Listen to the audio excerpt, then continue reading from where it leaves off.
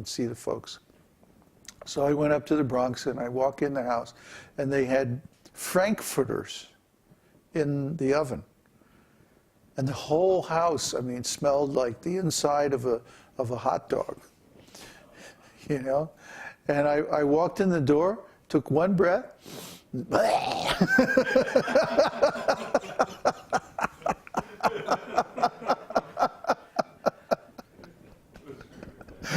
it was horrible.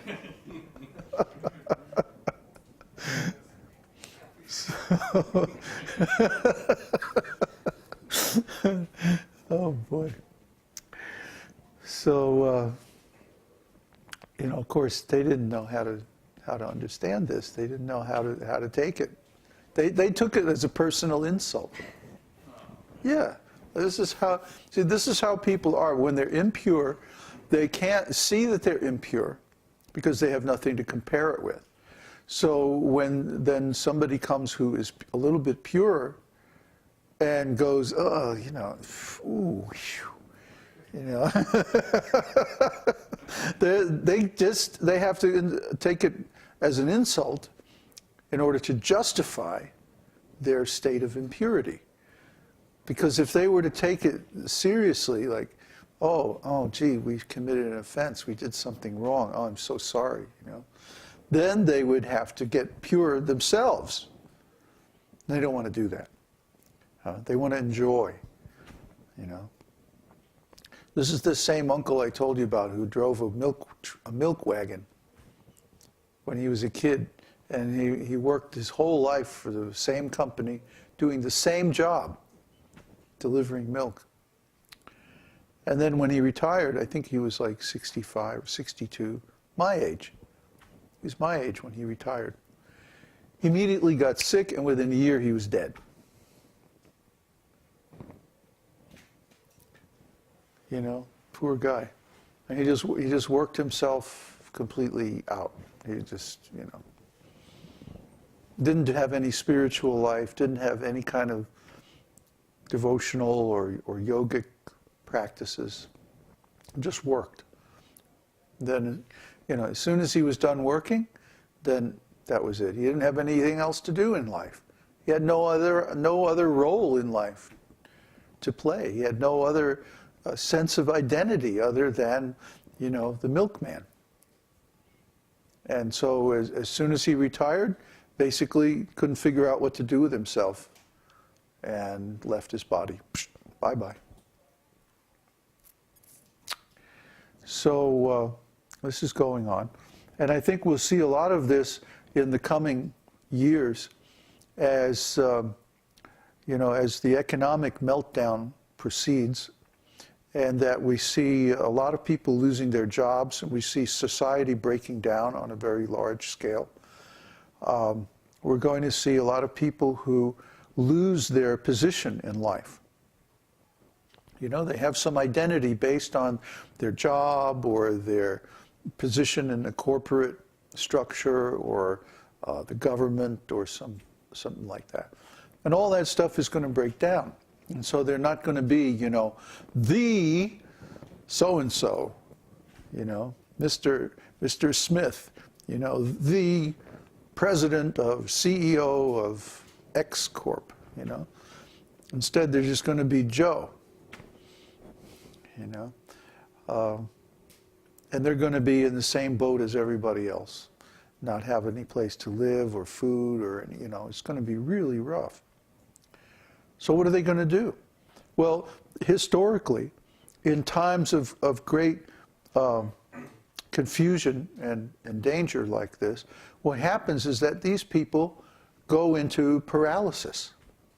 They're like, what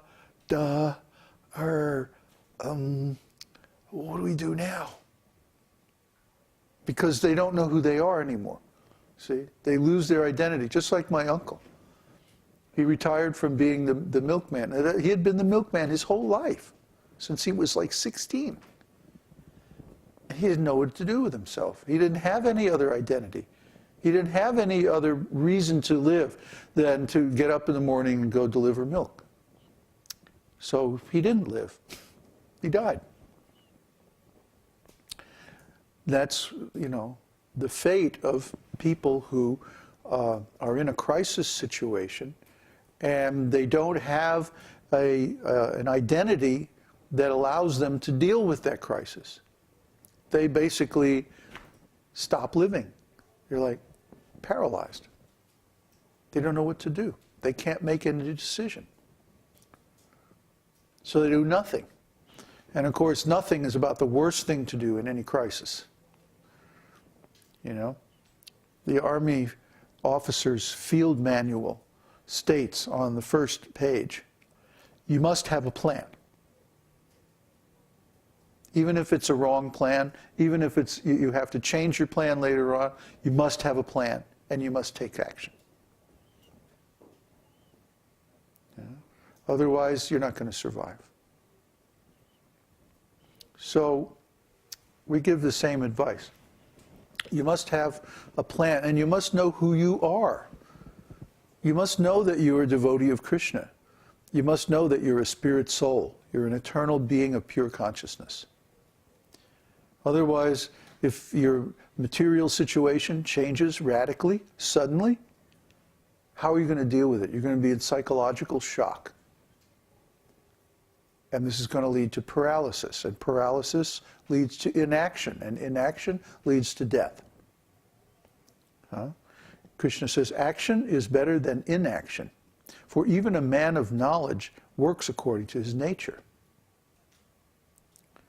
So the question is not what to do. The question is how to engage what I'm doing in Krishna's service. And that's a big question called karma yoga, big subject called karma yoga that we've explored a little bit, by no means thoroughly. But you notice since we started talking about karma yoga, it's been almost a year now. We started talking about karma yoga. We started talking about the 3rd chapter of Bhagavad-gītā instead of the 2nd chapter. We spent like 3 years talking about the 2nd chapter of Bhagavad-gītā. And then finally, we had explored that whole subject very, very thoroughly, very exhaustively. Analyzed the whole system of consciousness and the science of the spirit soul and so many things. Then we started talking about the 3rd chapter of Bhagavad-gītā, and I guess we're maybe halfway through that. And you notice the whole tone of our community, the whole style of our group has changed since then. I don't know if you've noticed it. I sure have noticed it. That we have become a much more action-oriented, much more service-oriented group. We're much more focused on community building now than we were a year ago. It's not anymore about individual salvation. We can understand that the best chance we have of attaining individual salvation is in a community setting. A community where everybody is working together, everybody is helping each other, everyone is cooperating towards the same goal. So, for example, what happens when your devotional service becomes ripe and it's time to just sit down and chant for a year? Where are you going to get to do that unless you're in a devotional community? When you get to the part of the path where you just want to give everything up and go sit in the woods and chant. Just be left alone and just chant. Who is going to support you? Who's going to take care of you? Who's going to tolerate you doing that? Only devotees. Only devotees who understand what this is all about and who would like to get to that same place themselves. See? It's only possible unless you're in some very, very fortunate material situation. It's only possible in a community of devotees. Or what to speak of studying the scripture for hours a day, or chanting for hours a day, or having beautiful kirtans, beautiful deity worship. It's only possible in a community of devotees. Because it's only possible when people pool their resources to do these things very nicely. I may have a little altar set up in my home. I might have little small deities.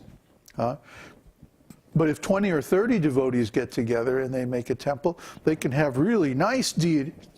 Big, big deities with beautiful decorations. Same with kirtan. We've noticed that, you know, with two people, kirtan is like kind of, With 3 or 4 people, kirtan is like, okay. With 5 or 6 people, kirtan starts to get fun. With 10 people, oh, then it's great. With 20 people, it's ecstatic, you know. I was in a kirtan once in Jagannath Puri with, like, I don't know, about 1 million people. And there's no words to describe. We used to have these kirtans in Mayapur too, with like thousands of people. You know, the leaders are, there's like 4 or 5 leaders, and each one has a bullhorn. Right? And they stand together in a circle in all these different